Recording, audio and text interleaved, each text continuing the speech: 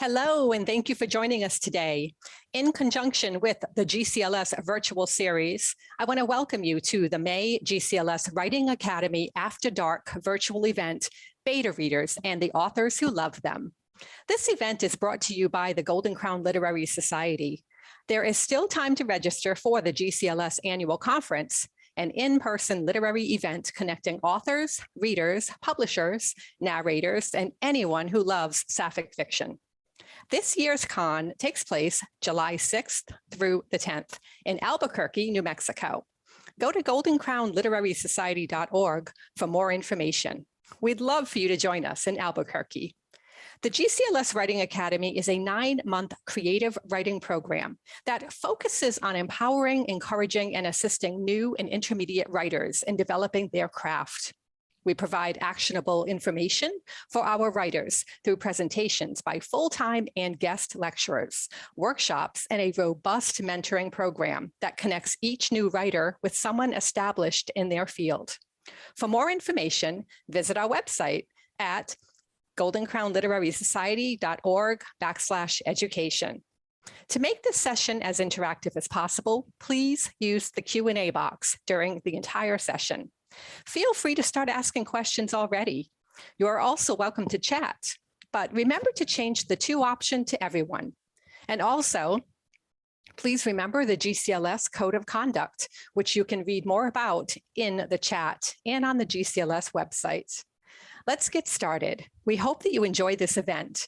I'd like to turn the session over to our moderator, Caren Werlinger. Hello, everyone. Thank you all for joining us. I want to welcome our panel. We have with us today Kim Dyke, Ellen Hoil, Leigh Hays, Aurora Rey, and Christelle Cognot is with us as well. So what I would like to do is ask our panelists to tell us a bit about themselves. For the ones of you who are authors, how long have you been writing women-loving women or sapphic fiction? For those who are beta readers, how long have you been reading that genre of fiction? And I think we have a few panelists who play both sides of that continuum. They are both authors and beta readers. So tell us about that. Kim, why don't we begin with you? Hi, everybody. I started beta reading about 5 or 6 years ago for a friend that has become my friend, Donna J. She's in New Zealand. She asked me to read a couple chapters from her book, and we started chatting, and that's how I got started doing it. I didn't even know what a beta reader was until I started helping her. So it was a learning process for me. And luckily she was very patient, and she actually taught me quite a bit of what I use now with other authors.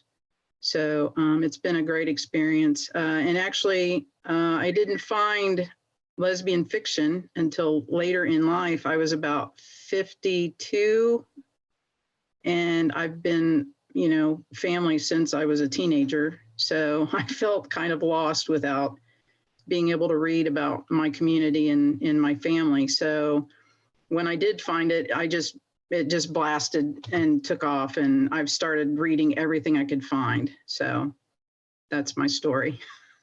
Right. And you do swear that that is your real name, right? Yes, Karen, that is my real name. Okay, just had to get that out there. All right, Ellen, how about you next? Hi, I've been writing sapphic fiction since about 2002, 2003, when I started with fan fiction. I published my first book about just before the Pittsburgh conference, about 3 years ago. And I have another one coming out in June. And I lucked on Kim, who got me into the knowledge. I've had beta readers all along, but Kim is the one who's really helped me complete those manuscripts. That's great. All right, Aurora. Yeah, so I've been writing for most of my life on and off. I started writing sapphic fiction in earnest. Probably, I think it was 2013, I did National Novel Writing Month. It was a friend who challenged me to do it, and sent my first manuscript to my publisher, Bold Strokes, that following year. And I had my partner at the time was sort of my beta reader because I was terrified of submitting manuscript, but serendipity connected me with Leigh Hays. We're actually local. We became friends and we started writing together, and we sort of beta read for each other. And I think it's really fantastic because it gives you kind of reality check before you kind of do your final read through and send things off to your editor. It's almost like a whole bonus round of editing in the process, which, you know, can only make books better. It is. How many books have you published at this point? Like 15, maybe. I lose track, and I can never decide whether to count novellas. And then I did co-authoring. I did 2 books with Jamie Clevenger last year, which was a ton of fun. So it feels like a slippery number sometimes. Thank you. And Leigh. I have been reading women-loving women literature since college. I had a lesbian literature course. And I think Ruby Fruit Jungle, here I can date myself right there, was the first one I read. But I got back into it because there was a dearth for a long time. There was like 1 or 2. I got back into it with Xena fan fiction, and I've been reading it pretty steadily since then. I've been writing most of my life. Didn't know I was writing lesbian romance until probably about 10, 15 years ago. So I always wondered why it would never finished. I'm with Aurora. My wife introduced us and I started to beta read for her. I told her I was writing these books and she said, and I had like 15 or so. And she was like, you need to pick one and you need to figure out what it is. And then you need to submit it. And then, so then I submitted that to Bold Stroke Books, and I'm now on my 3rd one, comes out in October of this year. Congratulations. Good for you. Thanks. All right. Well, this next question is more for the authors among the group. Did you have trouble finding a beta reader you really trust? Because it is, when we turn that manuscript over to somebody to read for the first time, it's almost as nerve-wracking as waiting for the edits to come back. So did you have a hard time finding a trusted beta reader? Or perhaps you use more than one beta reader? So talk us through that process. Aurora, why don't we begin with you on that one? Sure. I think it can be a little bit tricky because they're seeing hopefully what feels like a pretty completed manuscript, but one that's a little bit raw, maybe one that you haven't let percolate for a while yet. So it can feel a little bit vulnerable. But I think there's such an amazing, like one of the things I love about GCLS is that it's this amazing community of readers and writers, and you can connect and you can make friends, and you can, you know, trade services in some ways. You know, if you're looking for a beta reader, you know, finding someone who's an avid reader and who would love to get a sneak peek and that feels like a bonus, or finding someone that also needs a beta reader, it can be really kind of helpful to kind of go back and forth. And I think, you know, Leigh and I kind of, with very few exceptions, will beta read each other's manuscripts, but then I also try to snag a beta reader if there's a topic or a profession or an identity in a book that feels not entirely my comfort zone. I'll try to find a beta reader / sensitivity reader who I trust that can do that. And I think, you know, a lot of us do this as friends, but I also think beta reading is a service. And I think offering compensation, or at least, you know, a really nice thank you gift to a beta reader is not out of the question. It's a lot of time to have someone do it well and to give you more than just superficial feedback. So you're very right there. That's a great point. And Leigh, I'm going to go to you next, since you and Aurora beta for each other. Well, I have a very nice mud kitchen because of my beta reading, actually. So yes, she has definitely paid me for my work beforehand. Could you kind of repeat what you were saying, the question that you're looking for? I was just wondering if for those among the group who are authors, did you have a hard time finding a beta reader you trusted? And do you use more than one? Yes. Trust. Yeah, that's a tough one. I'm lucky that Aurora and I can have an honest conversation. So, I've gotten feedback that's like, no. And I'm like, and it doesn't, anything that has come back now from my editor doesn't actually even hurt me in that respect. I'm like, oh, I'm ready. So it comes from a place of love. So that's good. But that's a hard, it's lucky. But when I do have something like an identity, or in this book that I'm writing, I have a Coast Guard character, and I had a fellow author who was a former Coast Guard person read it to just make it sound truthy. So, but yeah, trust is a hard one. And then sometimes you end up with people who are fans and just like your work, but the feedback is not, it's like, oh, I loved it. And it's like, that's awesome. But I wanted to know, did I get this point across, or this is what I was looking for? And that's, and sometimes, and that's a skill that I didn't realize that not everyone has. So. Very true. Very true. And Ellen, tell us about your experience finding a beta reader you trust. And if you want Kim to just go away for a little while you talk about her. No. Kim knows that I love her. Okay. I actually have been very lucky with beta reading. I have had people that approached me in the beginning, back in the days when we just had fan fiction online for the most part. And, I happened to find some people who knew what they were talking about when it came to grammar and story structure and how the story worked. And, then we parted ways for various reasons, usually very nicely. But then I found Kim after Pittsburgh. We were part of a little group called the Con Misfits.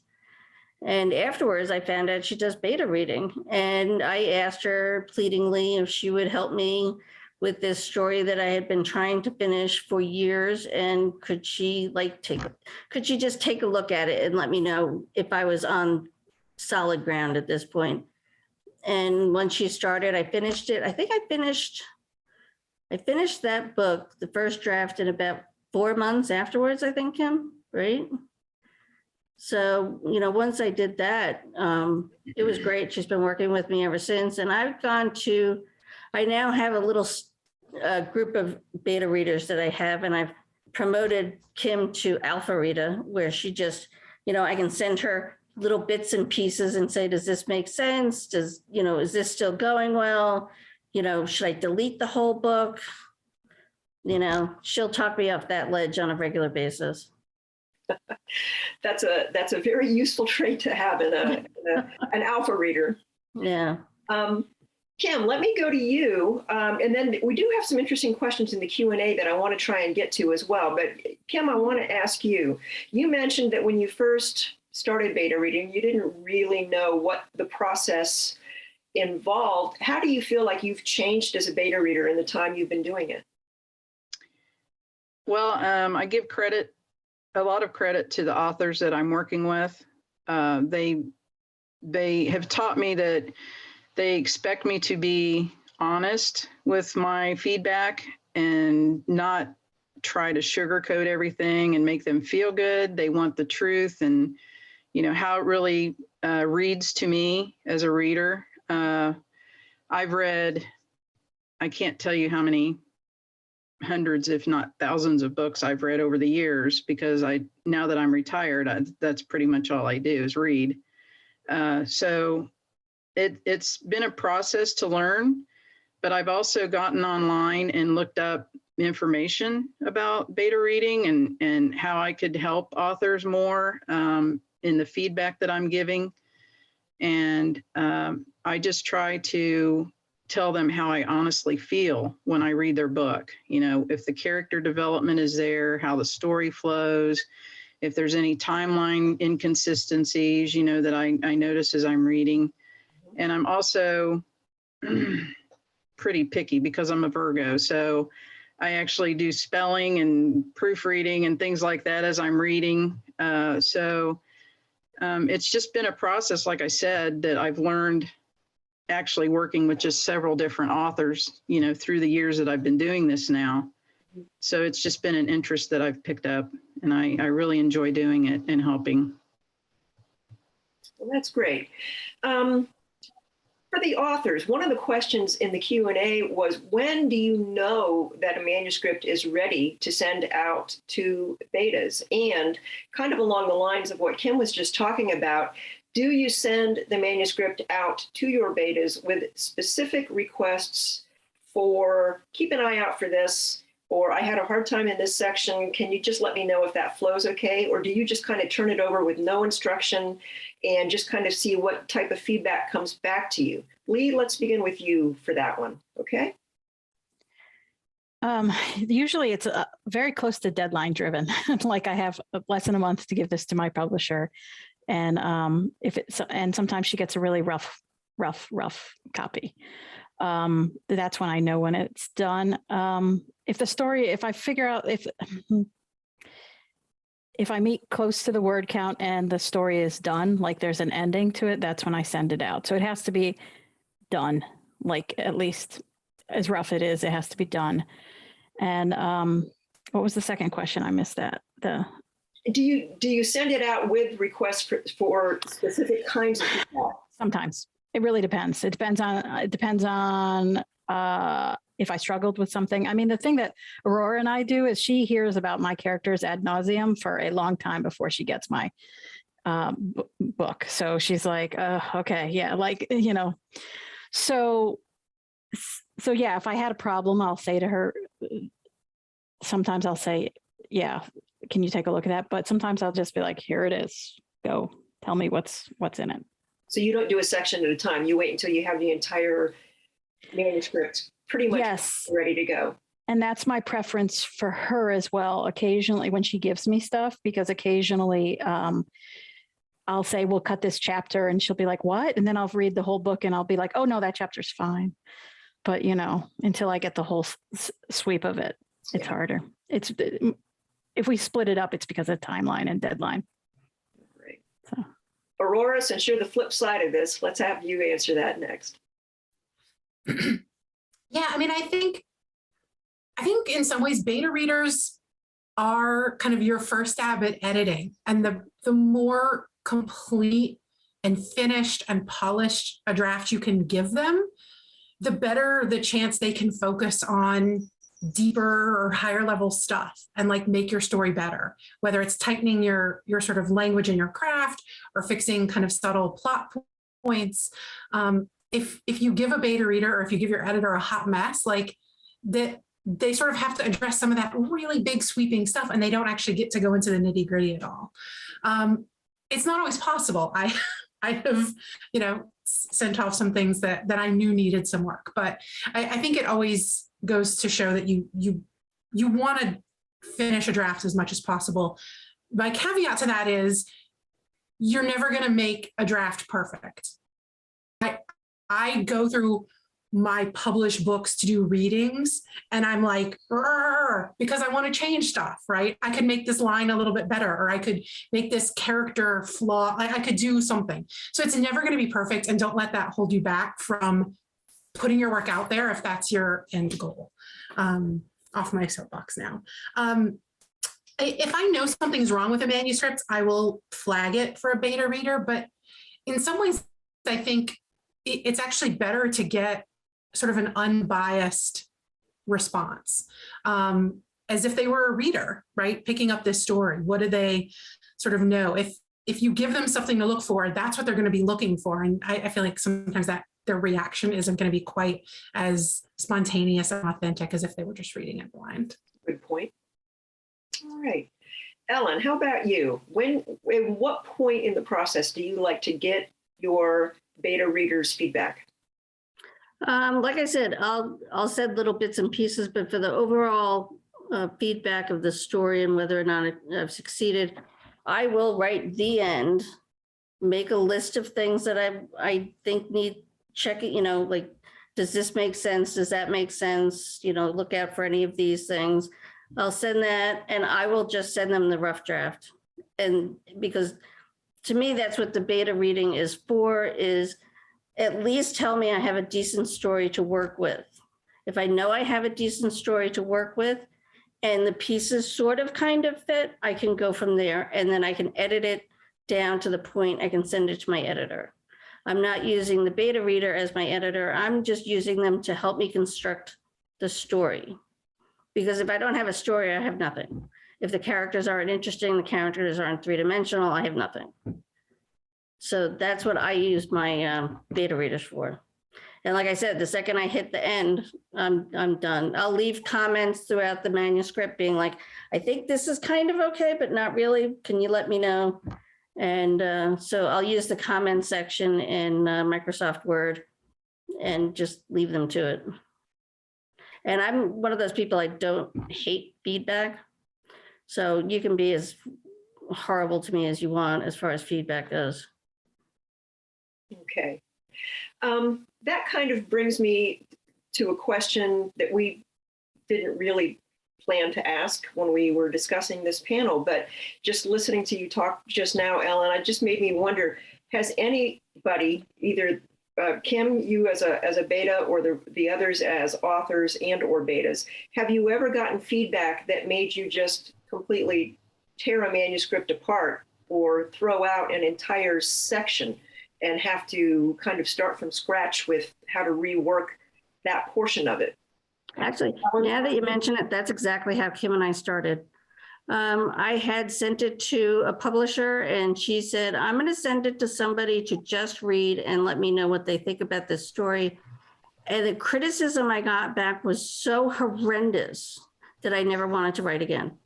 And I was like, no, this doesn't seem right. So I asked him to read the manuscript for me, and that turned into my second novel. Okay. So Kim, from your standpoint, and working with Ellen and other authors, I mean, have there been times when you've had to say, this entire section doesn't work, you really need to rethink this? I think most of the time when I give feedback like that, it's really about characters. You know, maybe, and I don't know if I've done this with Ellen so much. Sometimes I just pick on her to pick on her, but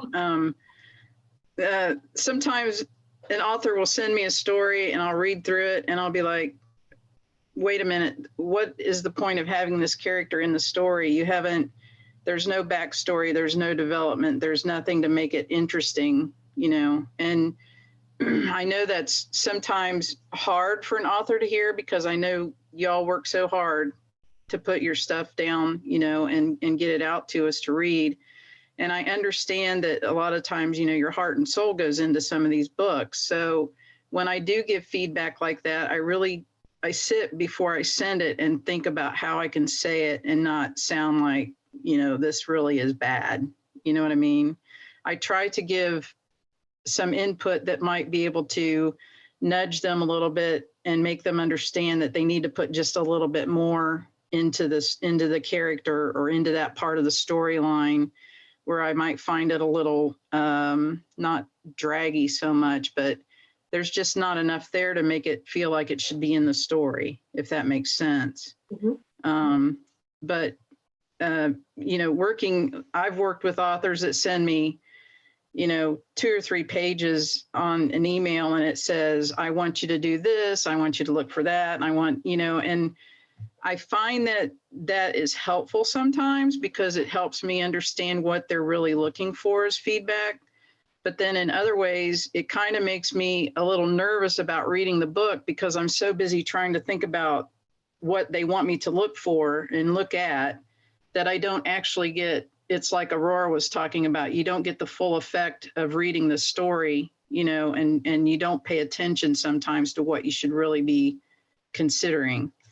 So, I mean, I do find it helpful, but I would rather just read the story, give you the feedback, and then we can go back and forth and talk about it. I think that's the best way that a beta reader can really help an author, is if you start a conversation and you actually feel like you're working together, to help them, because that's the best way I could be of assistance. If you don't have that conversation ability, then there's really no opportunity for, development, if that makes sense. It does make sense, and it kind of, Leigh and Aurora, I'm gonna toss this question to you as well. But what I also want to ask, and then I'll come back to Ellen and Kim, is what is it that makes this relationship work between the two of you? So to go back to the question that the others have answered, I mean, have there ever been times when either of you have had to give feedback to the other that made you want to throw the computer across the room, or has it been kind of more smooth sailing? And Leigh, why don't we begin with you on this one? That I've gotten from her, or that I had to send to her?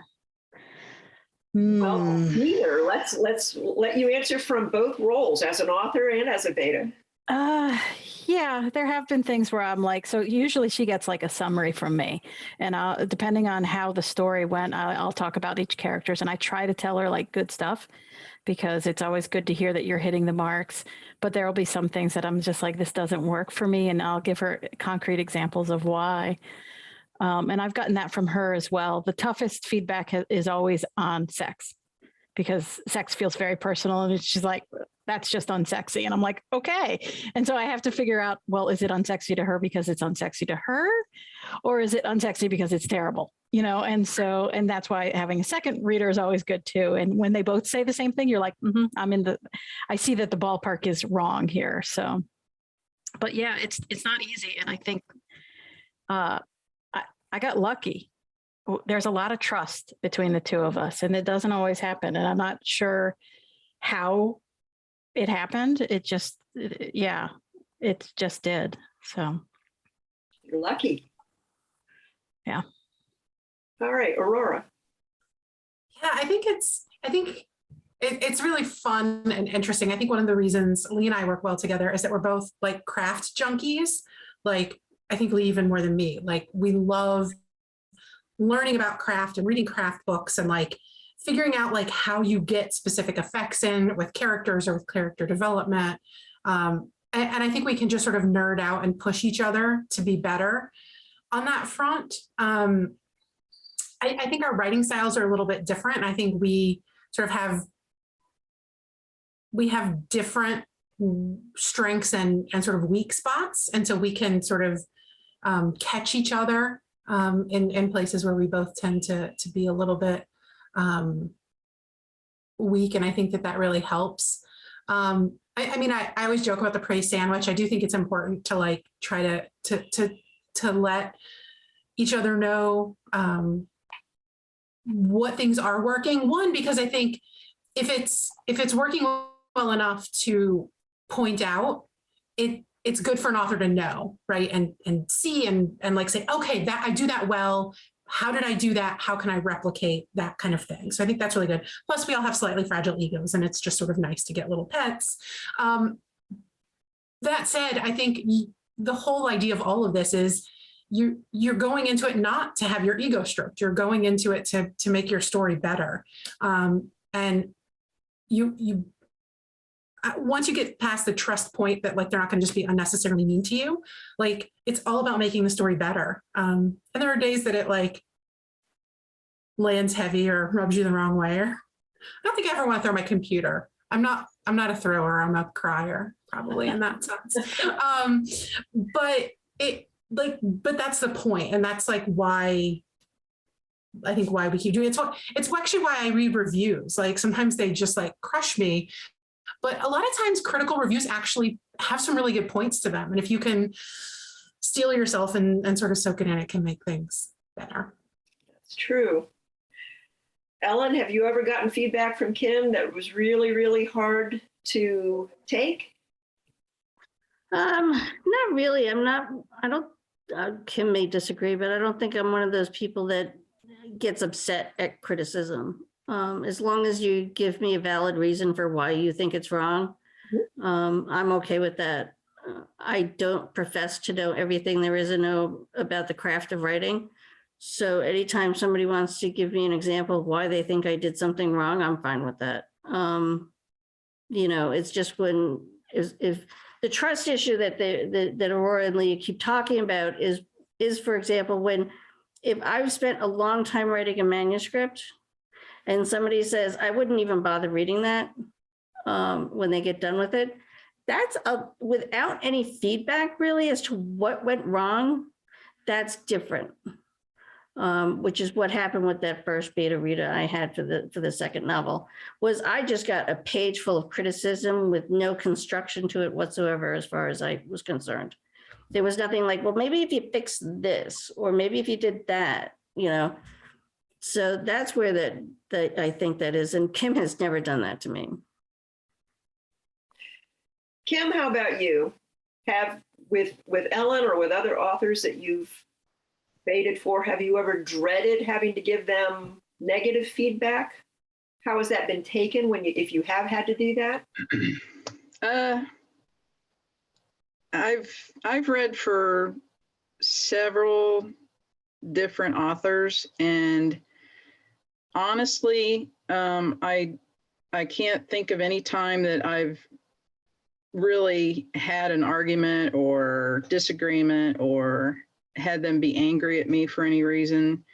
Most of the time, and honestly, in our community, the GCLS and other authors that I've read for, I find that most of the time they're just so appreciative of my time, and that I take the time to read their work before they actually put it out there.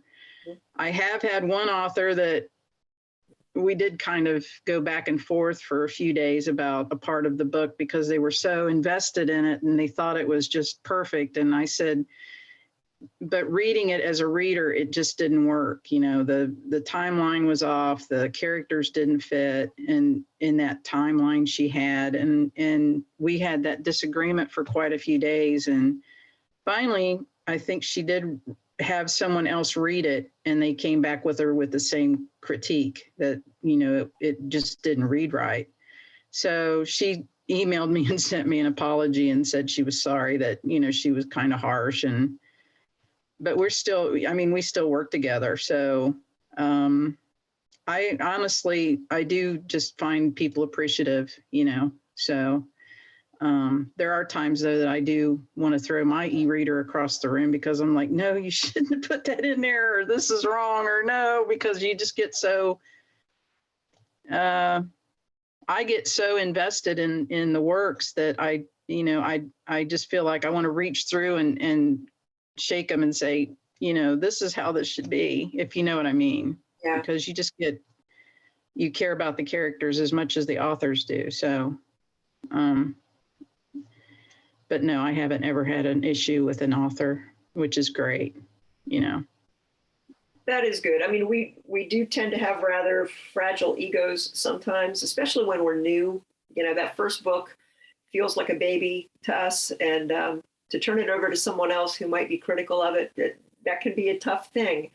One of the questions that has popped up a few times in the Q&A is how to find beta readers. I had posted a question over to GCLS asking if GCLS still had a beta referral group, and I don't think it any longer exists on the current website, but for those of you who go to the hub, you can probably post your availability as to be a beta, or any authors who might need a beta. You could post your needs or availability there. And I'm going to kind of come back to all of our panelists too. Do you belong to any groups? I know there are several Facebook groups that have a file within the group that people who want to serve as betas can list their contact info. Do any of you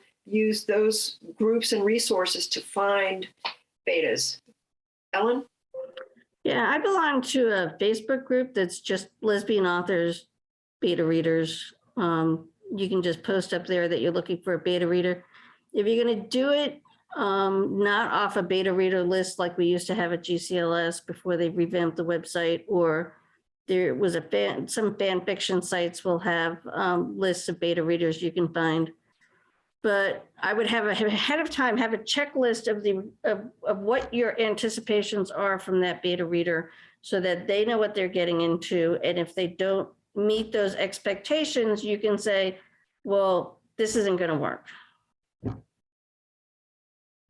How about Aurora and Leigh? Do either of you utilize any other resources to find betas, or have you participated in any discussions along those lines just to help some of our attendees who are wondering about these things? Yeah, I haven't.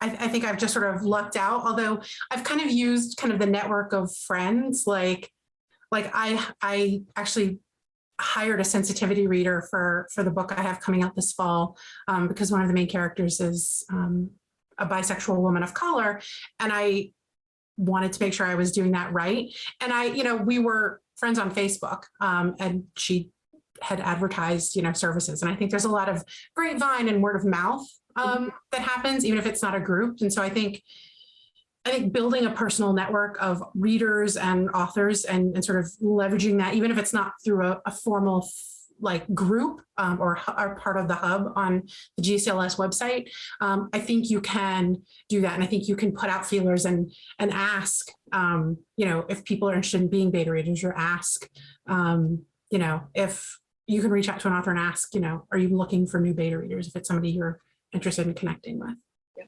That's a great suggestion. I know one of the people who posted this question mentioned that they're not on Facebook, so they don't have access to those groups that we were just talking about. But almost all of the authors, somewhere in their social media profile or on the back matter of their book, they'll have an email address where you can contact them. So if there is a specific author that you would like to beta read for, you can certainly reach out and just kind of see what the mutual interest or needs are. Leigh, how about you? Have you had any contact with groups or other resources for finding betas? I have not, but if I would do the same thing, which is go through some of the review groups and the Women Loving Women websites would be how, and also that whole idea of having a very specific set of questions about what both of us are looking to get out of it. Because, for a beta read, we haven't said this, but I totally encourage authors to beta read, because it makes your craft better, because you can see, you're like, oh, I never would have done it that way. And Aurora is right. We write just different enough that we never insert our own style into each other. I mean, sometimes I'll say, oh, change the sentence. And I'm like, wait, that's the way she writes, back off, like that. But yeah, just writing something slightly different would be helpful too. That's a great point, that as authors, reading other authors' works does help us, not just to realize what we do differently from them, but to maybe pick up on some stylistic something that they do that you think maybe could be incorporated into your work. Ellen, have you ever come across something like that, reading somebody else's work and you're thinking, that's a really neat technique, maybe for dialogue, or maybe for how to do a scene change or something like that? I think so. I think as writers, we do that whenever we read somebody else's work, that you look at it and you're like, oh yeah, that's a really cool idea. Maybe I should do that next time, or maybe I can incorporate that. Learning a new technique is not plagiarism. Stealing words is plagiarism. So you can always learn from somebody else's book. Just don't use their words when you do it. Good point. All right. One of the things that I think everybody would enjoy hearing about is what is the funniest or the most memorable exchange you and your beta have ever had? Kim, I know you beta for more than one author, so maybe there are stories you can tell that don't involve Ellen. Maybe you have to hide names to protect the innocent. I don't know, but. Well, actually, Ellen and we go back quite often. She calls me on the phone and I'll send her feedback over the internet, and she'll call me on the phone and say, "What are you talking about? What do you mean? What I don't understand," and I sit and I'm just laughing. I'm like, I put it, into my feedback, and she's like, "But, we can just go back and forth laughing," because I'm like, "You don't see where this timeline should be here and not there. It should be moved to this chapter and not that chapter." And it's just, it's fun, because I think as a beta reader, I might not ever meet an author that I work with, and that's why I find the conference at the GCLS so much fun, because back in Pittsburgh, it was the first time I'd ever been to a con, and I actually met several authors that I've worked with, and it's just exciting to meet people, because you laugh at people when you're reading, their stories, or you read their feedback about what you sent them. And then to meet them face to face and actually get to chat and laugh with each other in person, it's even better. It's a great experience, because I did chat with an author at GCLS, and we were laughing about something I'd sent them. And she said, "I found this so funny, but I couldn't tell you how funny I found it, because we don't communicate any other way except for on, emails or texts or something." So it's fun, but I think just the humor that you can share with an author about their stories as they're developing it is what's the best part about being a beta reader. Because when people get their books as a published work, they don't get that opportunity to sit and laugh with an author about, "Oh, well, you made this guy Kevin here and you made him Scott here," or, you had the dog's name as, Ellie, and over here it's Ryder. It's fun because you can laugh about stuff like that. And that's what I find so much fun working with authors, is the ability to communicate and have a good time doing it. That's the best part about it, in my mind. Yeah. Ellen, how about you? Can you think of any interactions you've had with Kim or other betas that were particularly memorable or funny? Or embarrassing, or whatever? I think the best was with Kim when she started working on Traumatic Love, the book that she first beta read for me, and halfway through, 3 people had read the book already. Up to that point, I had 3 other beta readers. She got at it and she's like, "Excuse me, but why is this guy suddenly named Scott?" And I'm like, "Scott? Who's Scott? His name is Todd." She's like, "Who's Todd?" So halfway through the book, I had switched names, and it happens invariably. Like this last book, I had somebody named Steve, and then the next 2 lines down, his name was James. So those are always fun. That does happen. That does happen. Leigh and Aurora, now you've already kind of told us a little bit about writing sex scenes, how what works or doesn't work for one of you when you're reading the other's work. Anything else particularly memorable or funny about your interactions with each other as you've baited for each other? I'm blanking right now, but there are some really that like completely change a sentence in some really comical ways that we've definitely caught for each other. So that's always fun, and keeps it interesting. I think we've both been guilty of character names changing. This is why style sheets are really important. You're just to write your style sheet as you write your manuscripts. You keep track of character names and proper names and places and things. You don't do that. And I'm terrible. I always just do my style sheet at the end because I have to send it to my editor. But the pro tip for all you authors out there, do as I say and not as I do. Write a style sheet. It will really help you keep track. Leigh? I think there's out on her Facebook a couple texts between us at some point that she put out there that, yeah, because not on my Facebook because I'm banned from Facebook. Oh, right. Yeah, great. Probably Instagram then. But yeah, no, there's, because I'll sometimes text. I definitely am chatty in the comments. I'll be like, this was funny, this was not funny, or whatever. Yeah. But a lot of times I'll chat back because I feel like I'm spending 2.5 or 3 weeks in concentrated hanging out with her. So, but yeah. One of the questions in the Q&A is for the authors, how long do you give your betas? What time frame do you expect to get the manuscript back? So I'll kind of pose that to all of you, Kim, you as well. And I'd like to also ask, Kim, you had mentioned that you tend to also make note of any typos, any other, punctuation kind of things. For the authors, as you answer this, is that something you request or like to get from your betas as kind of a first line edit beyond what we do ourselves as we're trying to polish a manuscript? Ellen, let's begin with you on that one.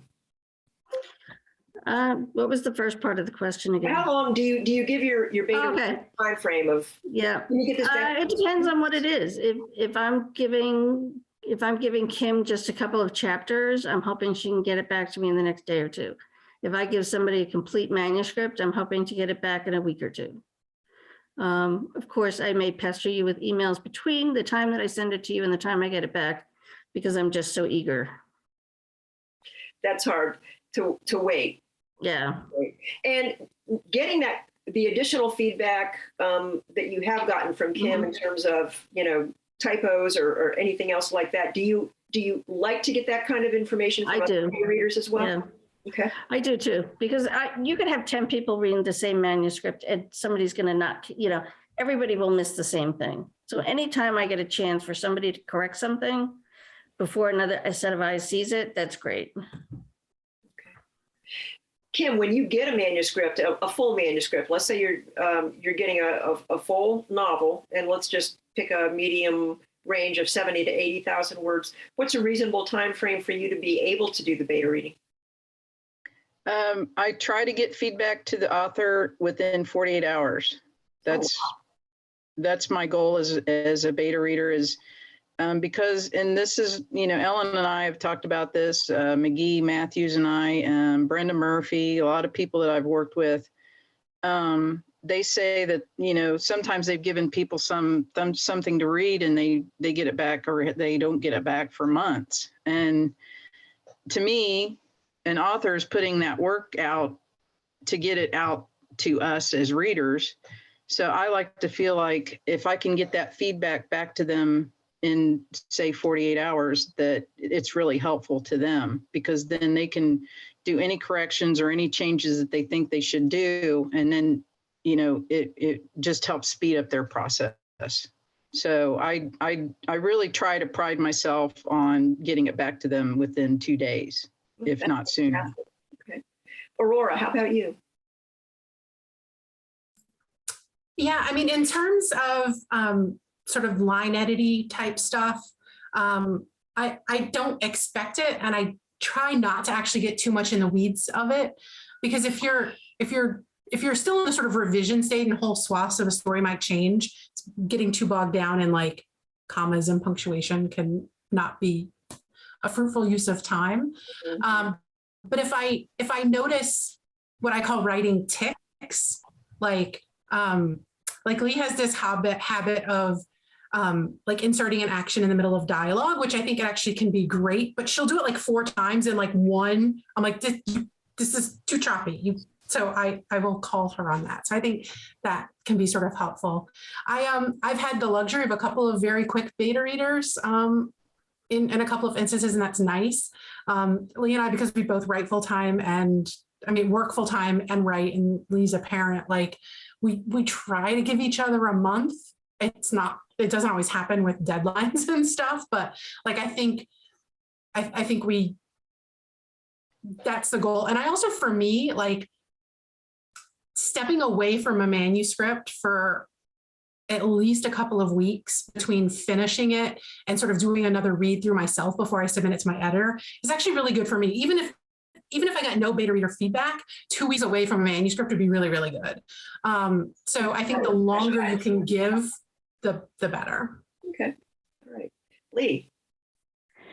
Yes, apparently I needed a month. Aurora tracks that sort of stuff, and I apparently do need a month. I like to read it kind of slow because I like to do 2 chapters at a time. It gives me enough time so that I'm not reading it fast.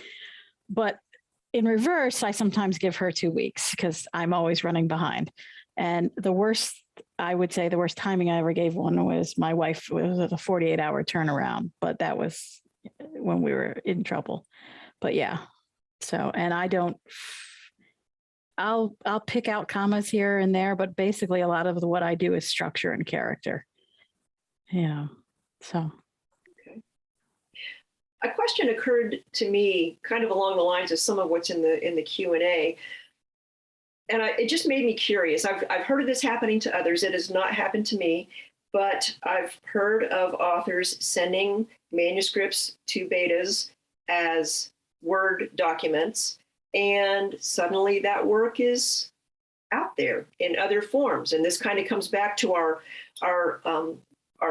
lawyer panelist who already warned us about plagiarism. But has that ever happened to you? Do you worry about what format you send your manuscript out to betas? And has that ever been something that you've even had to think about? And I'll begin with you on that one. I think I've been lucky in that I've usually had a relationship with the person well before they've offered to be my beta reader. So there's already some level of trust with them. What I do worry about sending it out in whatever format, but the back and forth is just so much that I can't focus on it. And, you can always watermark the papers. You can send it in a PDF, but how they're going to, they're going to send you the comments back, but they're not going to be attached to the paper unless they have the program that lets you put comments on a PDF. Yeah. And then you got to go back and forth. So on a level, there's a jump of faith that you have to do. Mm-hmm. So that's why it's really important to screen your beta readers. Yeah, for those who are attending this and have been asking about how to be a beta reader, I think it might have been Ellen or somebody else who put in the comments, expect the authors to ask some questions, almost like a little interview, because it is a matter of trust. This relationship is a matter of trust. Kim, have you ever had an author who was worried about what you might do with her manuscript? Has that ever been an issue or anything you've had to discuss? Yeah, there has been a few times that I've gotten actually, I've gotten parts of books before through just an email, and I've had to work with them that way because I find there are a few authors that I work with that we use Word, and I use track change to send back feedback because it just makes it faster for both of us to communicate back and forth that way. Authors do send me PDFs. They do send, just snippets and parts at a time, because that way I guess they feel that I can't just slap it together and send it out as my work, which I would never do. And I don't think anybody in our community really would, but yes, I have had authors interview me to be a beta for them. And it's just been questions like, how long have I done this? Where did I start? Things like that. And I don't blame them, because it would make me nervous too, because like I've said before, the work that authors put into these books is very time consuming, and I would never, ever think about doing anything like that. So yeah, it is concerning to some of the authors that I've worked with. So I hope that by working with them and being honest and truthful, that I've shown them that they could trust me in what I give them back. And that comes back to this trust relationship, which is so critical between authors and betas. Aurora, have you ever run into any issues with this? Not with Leigh necessarily, but with any beta. No, I work and run away with it, or maybe I'm probably too trusting, and probably not, sort of attentive enough.